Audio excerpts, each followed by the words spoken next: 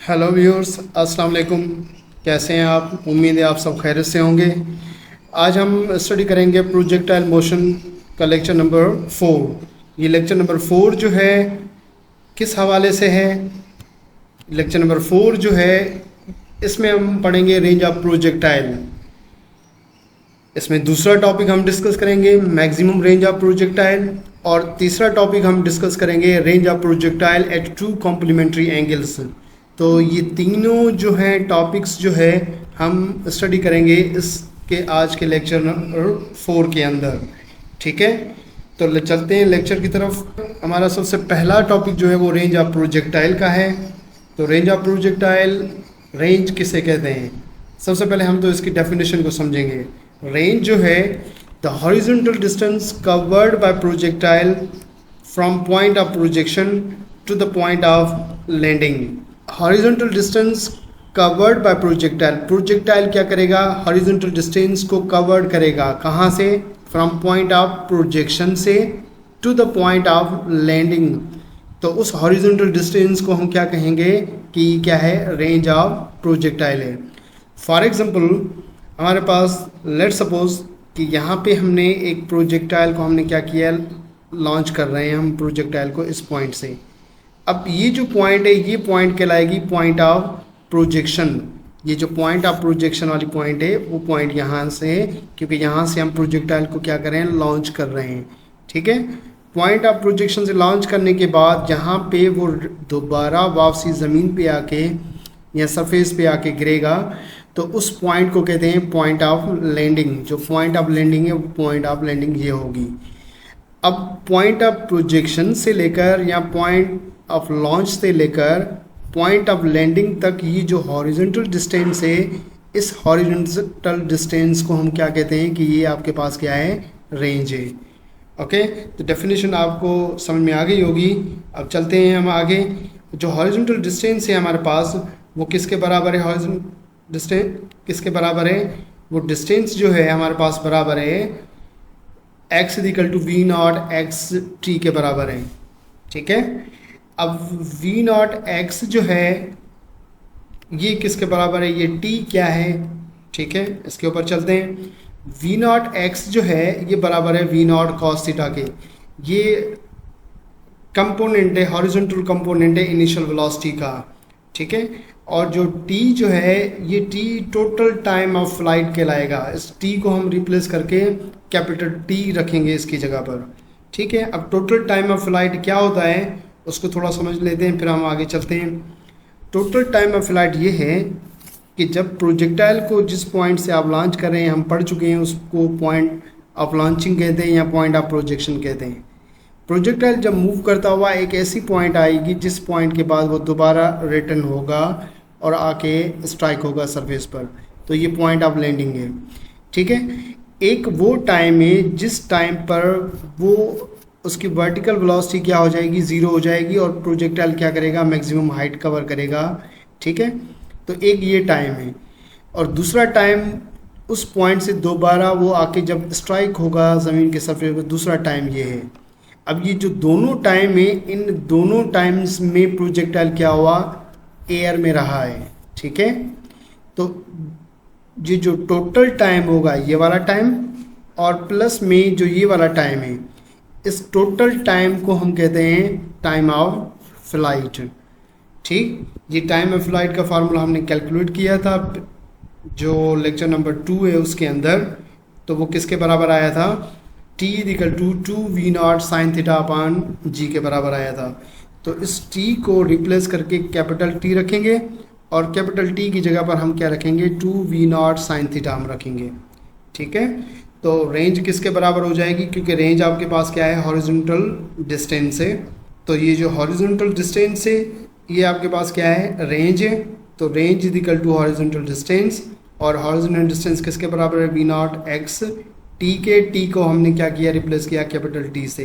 तो x बराबर we naught X T के, वी नॉट एक्स बराबर है वी नॉट कॉस थीटा के, मल्टीप्लाई ये t जो है टोटल टाइम ऑफ फ्लाइट है ये वाला, तो इसकी जगह पर हमने क्या रखा? 2v naught sine theta upon g रखा। अब ये वी नॉट इस वाले वी नॉट से मल्टीप्लाई होगा तो ये होगा वी नॉट स्क्वायर। ओके, बाकी sine theta cos theta upon g ये सेम रहेंगे। तो range is equal to 2v0 sine theta cos theta upon g. अब इसमें ये जो टर्म में 2 साइन थीटा और कॉस थीटा ये ट्रिग्नोमेट्री फंक्शन में बराबर है साइन 2 थीटा के बराबर है। ओके, तो रेंज किसके बराबर हुई, इस 2 को, साइन थीटा को एंड कॉस थीटा को। इसकी जगह पर हमने जस्ट ये साइन 2 थीटा रखना है, तो v0 सेम। ओके, बाकी आपके पास क्या हुआ, साइन 2 थीटा अपॉन जी हमने वही सेम रखा। अब ये है प्रोजेक्टाइल की रेंज। अब रेंज आपको कैलकुलेट करनी हो तो कैसे कैलकुलेट करेंगे, जब आपके पास प्रोजेक्टाइल को लॉन्च आपने किया, लॉन्च करने से लेकर सरफेस तक स्ट्राइक करने तक ये जो हॉरिजॉन्टल डिस्टेंस है ये आपके पास क्या है, रेंज है। और इस रेंज को कैलकुलेट करने के लिए कौन सा फार्मूला इस्तेमाल करेंगे, ये वाला फार्मूला हम इस्तेमाल करेंगे। अब रेंज आपके पास डिपेंड कर रही है सिर्फ 2 फैक्टर्स पर। एक फैक्टर आपके पास ये वेलोसिटी है, दूसरा आपके पास ये एंगल है। मीन्स एक ये एंगल जिस एंगल पर प्रोजेक्टाइल को आप लॉन्च कर रहे हैं, ओके। दूसरा इस प्रोजेक्टाइल को जो आप वेलोसिटी दे रहे हैं वो वेलोसिटी। मीन्स एक फैक्टर ये वेलोसिटी और दूसरा फैक्टर आपके पास ये क्या है, एंगल। तो रेंज जो है वो डिपेंड कर रही है इन 2 फैक्टर्स के ऊपर। क्या कर रही है, रेंज डिपेंड कर रही है, ठीक है। तो range of projectile depend on 2 factor में एक वेलोसिटी जो प्रोजेक्टाइल को आप देंगे और दूसरा लॉन्च एंगल जिस एंगल पर आप प्रोजेक्टाइल को क्या कर रहे हैं, लॉन्च कर रहे हैं। अब मैक्सिमम रेंज ऑफ प्रोजेक्टाइल की तरफ चलते हैं कि प्रोजेक्टाइल की मैक्सिमम रेंज कैसे कैलकुलेट करनी है।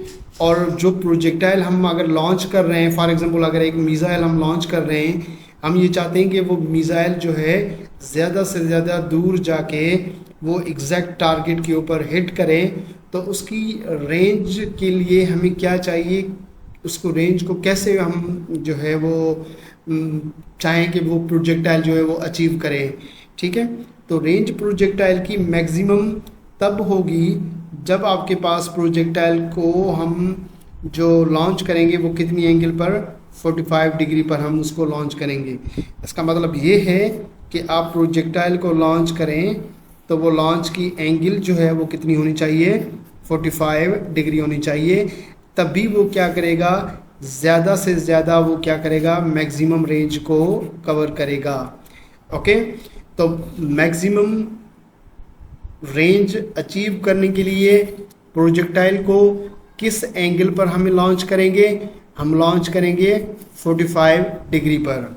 अब इसका मैथमेटिकली प्रूफ किस तरह है, हमने क्या करना है कि ये जो साइन 2 थीटा है, ठीक है, जब थीटा की जगह पर हम 45 रखेंगे, ओके, जब 45 और 2 आपस में मल्टीप्लाई हो जाएंगे तो ये 90 होगा। तो साइन 90 जो है वो आपके पास किसके बराबर होता है, साइन 90 डिग्री बराबर होता है 1 के। ओके, तो साइन 90 1 के बराबर होता है, तो इस पूरे टर्म की जगह पर हम जस्ट 1 रखेंगे। तो आपके पास मैक्सिमम रेंज किसके होगी, R maximum is equal to v0 upon g. ये है मैक्सिमम रेंज का formula.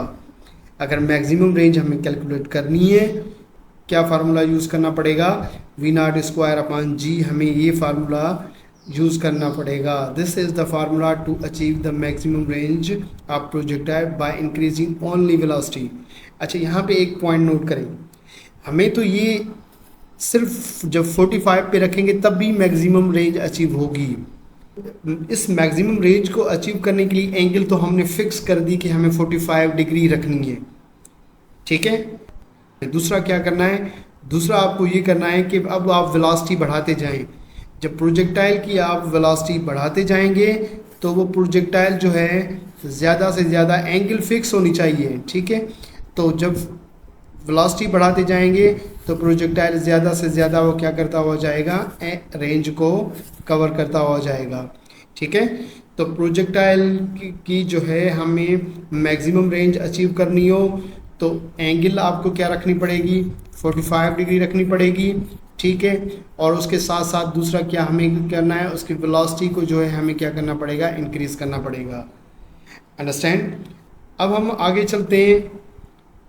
Range of projectile at two complementary angle, projectile की जो है रेंज कॉम्प्लीमेंट्री एंगल्स पर। व्हाट आर कॉम्प्लीमेंट्री एंगल्स, किसे कहते हैं कॉम्प्लीमेंट्री एंगल? सबसे पहले तो ये समझना है,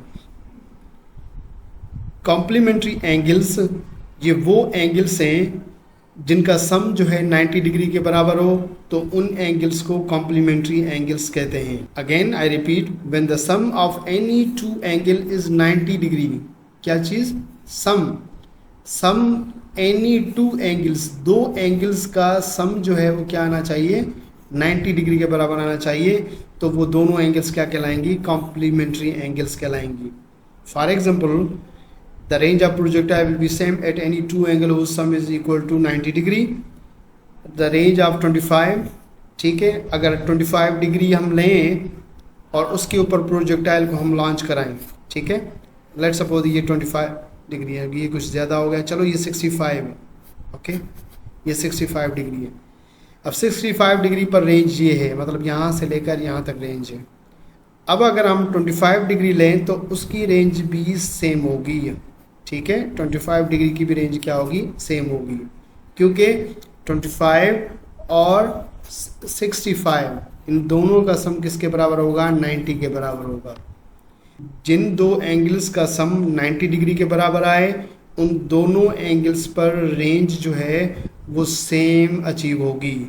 इन दोनों एंगल्स को क्या कहेंगे? कॉम्प्लीमेंट्री एंगल्स कहेंगे। दूसरा एग्जांपल लेते हैं, रेंज एट 35 डिग्री, ठीक है, एंड 55 डिग्री इज सेम। अब 35 और आपके पास क्या है? 55, इन दोनों का सम किसके बराबर है? 90 के बराबर है, तो इन दोनों एंगल्स पर रेंज आपके पास क्या मिलेगी? आपको सेम मिलेगी, ओके। अच्छा, ये एक एनिमेशन है, इस एनिमेशन के थ्रू हम प्रूव करते हैं कि रेंज सेम होगी या नहीं होगी, ठीक है। तो आप इसको देखें कि ये हमारे पास जो है यहाँ पे हमने इसकी रखी हुई है, जो स्पीड 18 मीटर पर सेकंड रखी हुई है। मास इसका कितना है कैनन बाल का? वो 17.60 है, ठीक है। डायमीटर बाल का ये इतना है, और ग्रेविटी 9.81 हमने रखी हुई है, ओके। अब हम इसको क्या करेंगे कि सबसे पहले हम इसको 25 पर हम क्या करते हैं? लॉन्च करते हैं, ओके। जब हमने 25 पर हमने लॉन्च किया तो इसकी रेंज आई यहाँ तक, ओके। अब हम क्या करेंगे? इसको 65 डिग्री पर हम क्या करेंगे? लॉन्च करेंगे। तो 65 डिग्री पर जब हमने इसको लॉन्च किया तो आप देखें कि रेंज दोनों की बराबर आई है, 25 और 65 तक दोनों की रेंज आपके पास क्या आई है? ये रेंज बराबर आई है, दोनों एक ही पॉइंट के ऊपर आके उन्होंने हिट किया है। अब हमने रखा है 55 डिग्री पर। अब देखें ये 55 डिग्री पर जो है आपके पास प्रोजेक्टाइल को हमने लॉन्च किया, वो आके इस जगह पे स्ट्राइक हुआ है।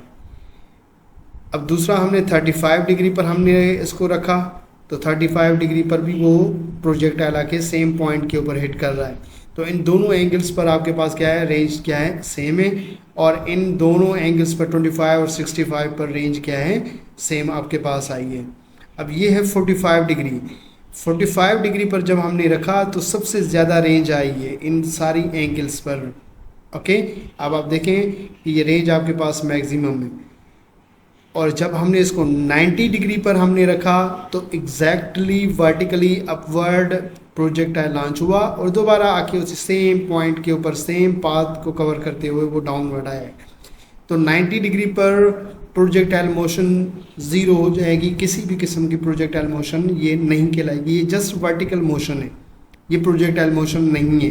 क्यों नहीं है? क्योंकि प्रोजेक्टाइल मोशन हम पढ़ चुके हैं कि वो 2 डायमेंशनल मोशन है, वो हमेशा 2 डायमेंशन में होगी, एक्स एक्सिस में भी और वाई एक्सिस में। तो जब 90 डिग्री को हमने 90 डिग्री पर हमने प्रोजेक्टाइल को लॉन्च किया तो एग्जैक्टली वो सेम पाथ के ऊपर आके रिटर्न हुआ, कोई भी जो है हॉरिजॉन्टल इसमें मोशन नहीं है। तो 90 डिग्री पर प्रोजेक्टाइल मोशन ज़ीरो।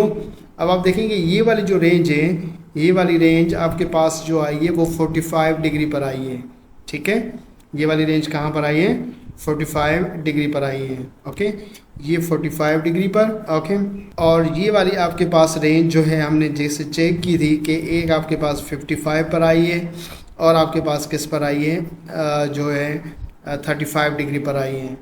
तो वो 2 एंगल जिनका सम 90 के बराबर आए उन दोनों एंगल्स पर रेंज सेम होगी और उनको क्या कहेंगे, कॉम्प्लीमेंट्री एंगल्स कहेंगे, जिन पर रेंज क्या है, सेम आए।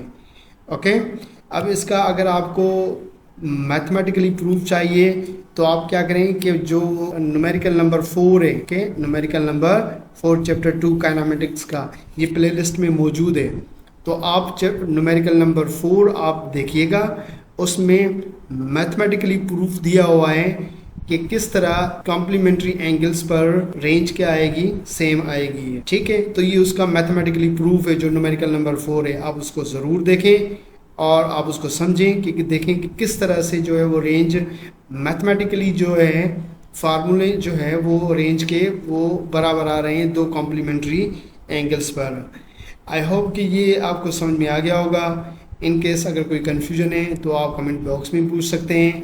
इस वीडियो की ये जो एनिमेशन है, ये वाली जो एनिमेशन है, इसको आप थोड़ा रिपीट करके देखिएगा कि आपको ये चीज़ समझ में आ जाएगी। अगर फिर भी समझ में ना आए तो आप मुझसे पूछ सकते हैं। अपना बहुत सारा ख्याल रखिएगा। यूट्यूब चैनल को आप सब्सक्राइब करें। Thank you very much. अल्लाह हाफिज़।